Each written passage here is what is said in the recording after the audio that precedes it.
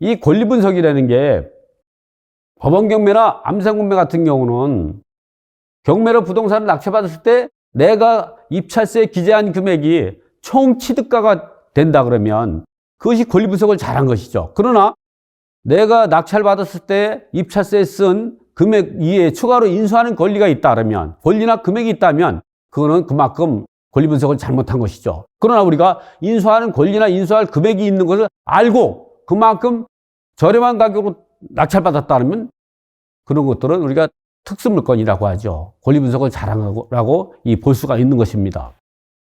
자, 그런 얘기인데, 그러한 중심점에는 말소 기준 권리라는 게 있습니다. 이러한 말소 기준 권리는 등기부에 가장 먼저 등기되어 있으면서 돈 받고 소멸되고 매각물 전체에 대해서 효력을 미치는 것이죠. 그런 것이 대표적인 게 근저당, 담보가등기, 가압류, 압류, 그리고 예외적으로 전세권 등기. 이런 것들이 없다면 전세권 등기가 말소 기준 되려면 집합 건물에서 직접 전세권 등기가 임의 경매를 시행했다든가 제3자의 경매 절차나 또는 압류 사용 공매 절차에서 배당 요구하면, 그러면서 최선순위 전세권 등기인 경우는 말소 기준 권리가 될 수가 있죠. 이런 5가지 사례가 없다면 강제 경매 기입 등기가 말소 기준 권리 되는 것입니다. 이러한 말소 기준 권리 따르면 이러한 말소 기준 권리는 그 인수하는 권리와 소멸하는 권리를 판단하는 기준점이 되죠. 경매 물건에 입찰할 때 부동산 위에 거주하는 임차인들이 권리가 있고요. 등기부에 등기되어 있는 권리가 소멸되는지 또는 매수인이 부담으로 인수하게 되는지 이런 기준점을 판단하는 것이 말소 기준 권리입니다. 그럼 이런 말소 기준 권리 우리가 배웠으면 이번에는 주택에 있는 주택 임차인 또는 상가 임차인이 권리를 어떻게 분석해야 되는가를 한번 좀 알아보도록 하겠습니다. 제가 한번 그림을 그려다 보면 우리가 이제 경매를 하다 보면요. 경매 투자를 하다 보면 이 말소 기준 권리라는 얘기를 많이 나오는데요. 이 말소 기준 권리가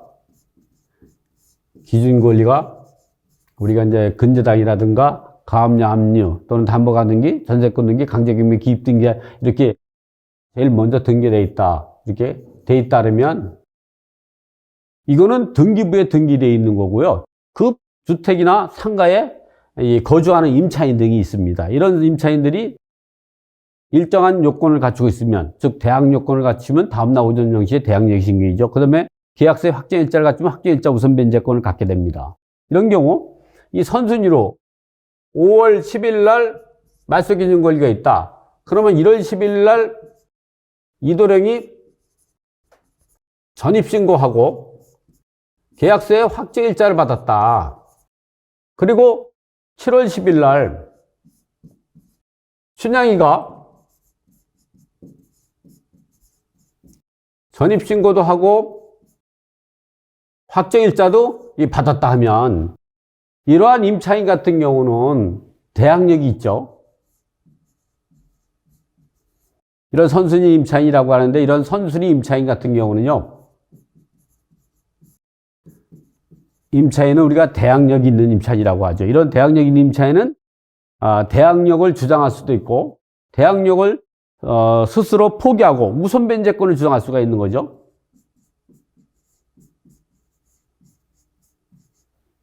주장할 수도 있는 것이죠. 우리가 이제 이러한 선순위 주택임대차보호법에 대해서 좀 간단히 설명드리면, 주택임대차보호법은 이 법원 경매나 압류재산 공매를 위해서 만들어진 것은 아닙니다. 그래서 법원 경매나 압류재산 공매가 진행되지 않으면 이 확정일자는 받을 필요가 없는 거죠. 확정일자는 법원 경매나 압류재산 공매에서 배당 요구해서 우선 변제권을 받을 수 있는 그야말로 이 보험 처리하는 겁니다. 그러나 이게 법원 경매나 압류재산 공매가 진행되지 않는 데는 확실히 있다. 그럼 받을 필요가 없는 겁니다.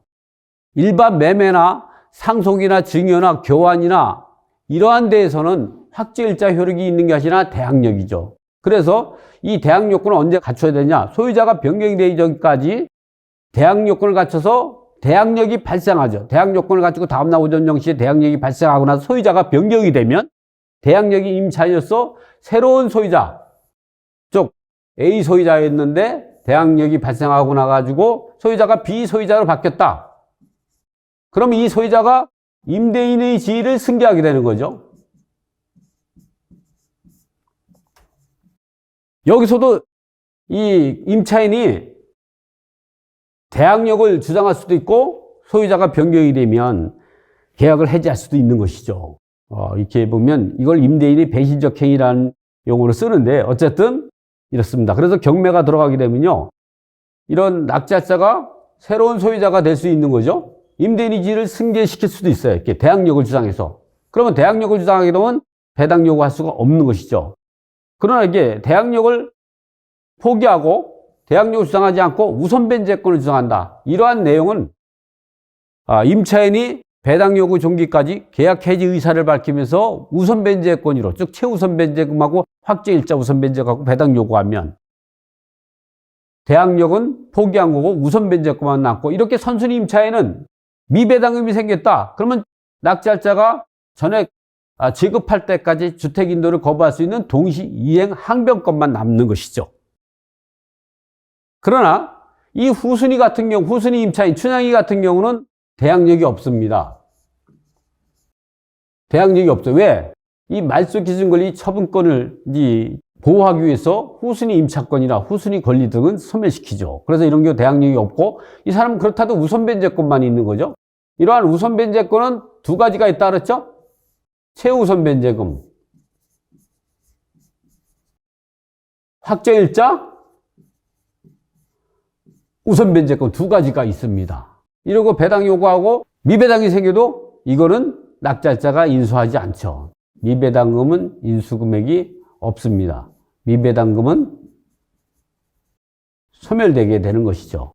이게 권리입니다. 그래서 주택가 상가 임차인이 대항력은 이와 같이 선순위 임차인 같은 경우는 그 대항력을 주장해서 낙찰자에게 임대인의 지위를 그대로 승계시킬 수 있는 방법도 있어서 임대차 기간 동안 살 수 있고, 또 주택 같은 경우는 계약 갱신 요건을 행사해서 2년을 더 살 수가 있는 것이죠. 그러나 대항력을 주장하지 않고 배당 요구 종기까지 계약 해지 의사를 밝히면서 우선 변제권을 배당 요구하면, 이 배당 요구해서 미배당금이 생기면 미배당금이 전액 지급할 때까지 임차권은 소멸되지 않는다는 것이죠. 전액 줄 때까지 주택인도를 거부할 수 있는 동시 이행 항변권이 선순위 임차인에게 있는 것이고, 후순위 임차인 같은 경우는 미배당금 생겨도 소멸됩니다. 대항력이 없기 때문에 그렇다는 것이죠. 그래서 이제 보면 주택과 상가 등이 경매나 암지상구매로 매각되는 경우, 이 선순위 임차인은 대항력을 주장해서 계속 살 수도 있고, 대항력이 없는 임차인은 이제 우선 변제권만 얻고 미배당금은 소멸한다는 거죠. 여기서 제가 여러분 법무사님들한테 나눠준 책에는 요 핵심 채권 부당이득 발생 시기에 대해서 알아보기, 이거 내용이 없을 겁니다. 제가 이제 이 내용을 왜 말씀을 드리냐면, 우리가 가끔 경매나 공매로 낙찰받으면 명도를 해야 합니다. 그런데 이 내용만 알면 명도를 쉽게 할 수가 있는 것이죠. 이 선순위 임차인이 낙찰자에게 대항력, 부당이득을 지급해야 하는 시기는, 선순위 임차인은 배당기일이 되는 거죠. 배당금을 지급받으면 배당금 또는 지급받을 수 있던 시기니까 배당기일 시점으로 대항력이 유지되죠. 이런 게 보면 낙찰자가, 우리가 이걸 최고가 매수 신고인이라고 하죠.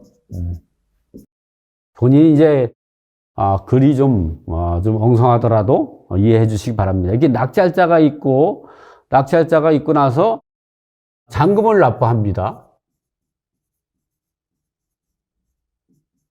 그리고 이게 30일 있다가 배당일이 잡히죠.